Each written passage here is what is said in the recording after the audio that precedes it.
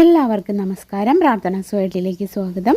അപ്പോൾ ഇന്നത്തെ വീഡിയോയിൽ നമ്മളൊക്കെ തുണിയിൽ മുക്കാനെടുക്കുന്ന ഉജാല ഉണ്ടല്ലോ, ഉജാല വെച്ചിട്ടുള്ള കുറച്ച് ടിപ്സാണ് കേട്ടോ ഷെയർ ചെയ്യണത്. അപ്പോൾ എല്ലാവരും വീഡിയോ സ്കിപ്പ് ചെയ്യാണ്ട് കാണാം, എന്നിട്ട് അഭിപ്രായങ്ങളൊക്കെ അറിയിക്കുക. അപ്പോൾ ഇന്നത്തെ വീഡിയോ കാണും.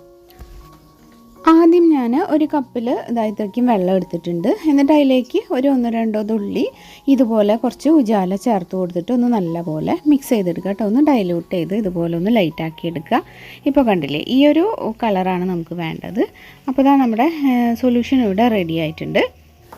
ഇതിൽ ഒരു തുണി ഒന്ന് ജസ്റ്റ് മുക്കിയെടുത്തിട്ട് നമ്മുടെ വീട്ടിലെ ടേബിൾ, അതുപോലെ ടീപ്പോയ്, ഇങ്ങനത്തെ ഗ്ലാസ് കൊണ്ടുള്ള എന്ത് വേണമെങ്കിലും നല്ലപോലെ തുടച്ചെടുക്കാൻ പറ്റും. അപ്പോൾ അഴുക്കൊക്കെ പോയി കിട്ടും. പിന്നെ നമ്മളിതിൽ സോപ്പോ അങ്ങനെയുള്ള ഒന്നും ചേർക്കുന്നില്ല, എന്നാൽ തന്നെയും നല്ല ക്ലീനായിട്ട് നമുക്ക് ആക്കാൻ പറ്റും കേട്ടോ. അപ്പോൾ നമുക്ക് ഉജാല ഈ രീതിയിലും യൂസ് ചെയ്യാൻ പറ്റുമെന്ന് പലർക്കും അറിയില്ല.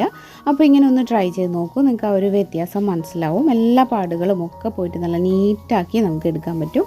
ഇനി അടുത്തൊരു ടിപ്പ് എന്താണെന്ന് വെച്ചാൽ, നമ്മൾ വൈകുന്നേരമൊക്കെ ജോലിക്ക് കഴിയുമ്പോൾ കിച്ചൺ സിങ്കൊക്കെ കഴുകിയിടില്ലേ, അതിനുശേഷം നമ്മൾ ഇതുപോലെ കുറച്ച് വെള്ളത്തിൽ ഉജാല ഒന്ന് ഡൈല്യൂട്ട് ചെയ്തിട്ട് ആ സിങ്കിൽ എല്ലാ ഭാഗത്തും ഒന്ന് ഒഴിച്ച് കൊടുക്കുക. ഒരു 2 മിനിറ്റ് കഴിയുമ്പോൾ ഒന്നുകൂടെ ജസ്റ്റ് വെറുതെ വെള്ളം കൊണ്ടൊന്ന് കഴുകി കൊടുത്തു കഴിഞ്ഞാൽ ആ ഒരു സ്റ്റീലിന് നല്ലൊരു തിളക്കം കിട്ടും കേട്ടോ.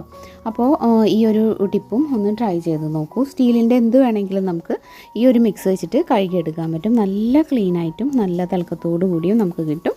അപ്പോൾ ഈ ഒരു ടിപ്പും എല്ലാവർക്കും ഉപകാരപ്പെട്ടിട്ടുണ്ടാവുമെന്ന് വിചാരിക്കുന്നു.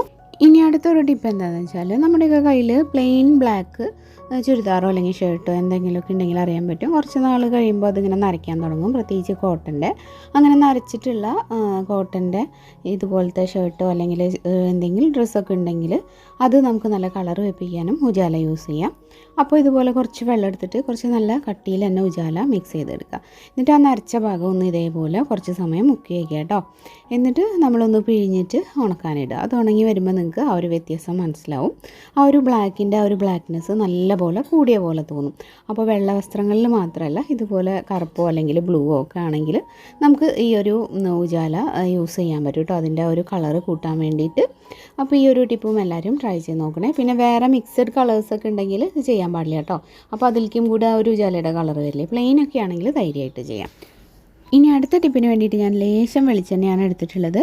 അതിലേക്ക് നമുക്ക് ഒരു ഡ്രോപ്പ് ഇതുപോലെ ഉജാലയും കൂടി ചേർത്ത് കൊടുക്കാം. എന്നിട്ട് ഞാനൊരു ടിഷ്യൂ വെച്ചിട്ട് ഇതേപോലെ ഒന്ന് നല്ലപോലെ മിക്സ് ചെയ്തെടുക്കുന്നുണ്ട്. അപ്പോൾ ഇത് എന്തിനാണ് എടുക്കുന്നതെന്ന് വെച്ചാൽ, നമ്മളെ ഷൂ ഒക്കെ പോളിഷ് ചെയ്യാനും നമുക്കിത് ഉപയോഗിക്കാം. അപ്പോൾ നമ്മുടെ കയ്യിൽ പോളിഷൊക്കെ കഴിഞ്ഞിട്ട് ഇരിക്കുന്ന സമയമാണെങ്കിൽ നമ്മൾ ഇതുപോലെ ഒന്ന് ചെയ്തിട്ട് നല്ലപോലെ തുടച്ച് കഴിഞ്ഞാൽ നല്ല പുതിയതുപോലെ തിളങ്ങി കിട്ടും കേട്ടോ. അപ്പോൾ വല്ലാത്ത ഓയിലൊക്കെ ഉണ്ടെങ്കിൽ ജസ്റ്റ് ഒരു ടിഷ്യൂ കൂടെ എടുത്തൊന്ന് തുടച്ച് കളഞ്ഞാൽ മതി. ആ ഒരു ബ്ലാക്ക്നെസ് നല്ലപോലെ കൂടി കിട്ടും. അപ്പോൾ കുട്ടികളുടെ സ്കൂൾ യൂണിഫോമിൻ്റെ ഒപ്പമുള്ള ഷൂ ഒക്കെ ഉണ്ടല്ലോ, ആ ഒരു ഷൂ ഒക്കെ നമുക്ക് ഇതേപോലെ ചെയ്ത് കഴിഞ്ഞാൽ നല്ല പുതുപുത്തനാക്കി എടുക്കാൻ പറ്റും.